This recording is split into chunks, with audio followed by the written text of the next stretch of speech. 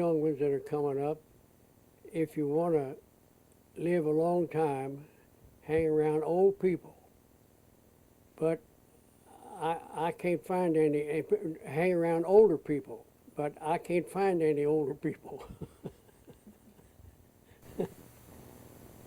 One of the most important things, I think, is not to get in debt because of the penalty you have to pay, the interest and everything, and it lasts for a long time, and you pay back double what you borrowed. And of course, if it's necessary and it helps you, then sometimes you have to borrow money and pay interest in it. Other than that, I think it's a bad thing.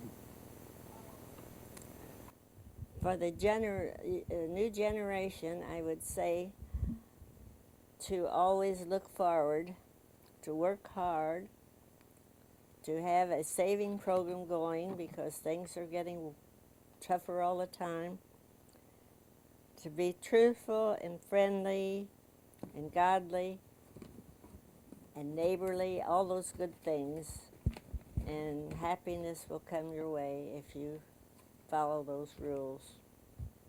I don't have any wisdom to pass on, but I wish that I was, as you might say, demonstrative instead of vocal on what my children should do and not do.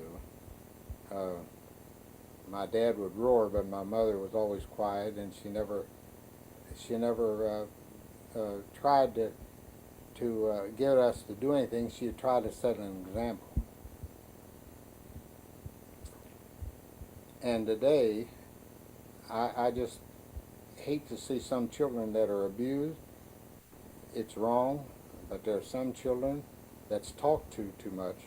So I think in between there, Mother and Daddy had a good relationship, despite one of them being quiet and one vocal or too vocal.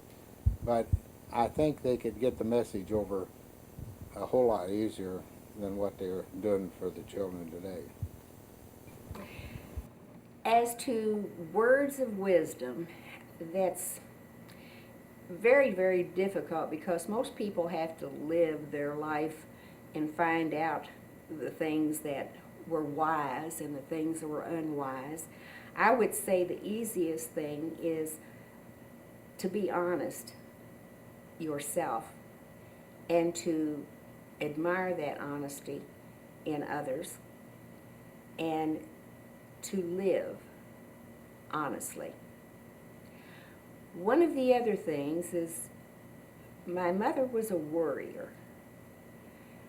She was a very stable, lovely person, but she clipped articles out of the paper that said you shouldn't do this and shouldn't do that, and if you did this and if you did that. And I guess I worried too. I worried for probably 60 years. And looking back, most of those things weren't even worth giving a second thought to. And finally, one day, and this may have been 65,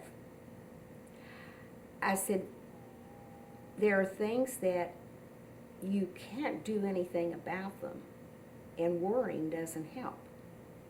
And I decided that the three most beautiful words were not I love you, but piss on it. So when there's something that's bothering you or that has happened and you can't do anything about it, don't worry about it.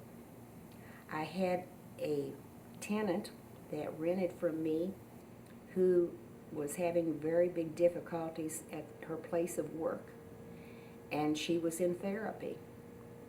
And as we discussed her problems, I told her that, and we both laughed. And she said, you know, you've done me more good than my therapy has.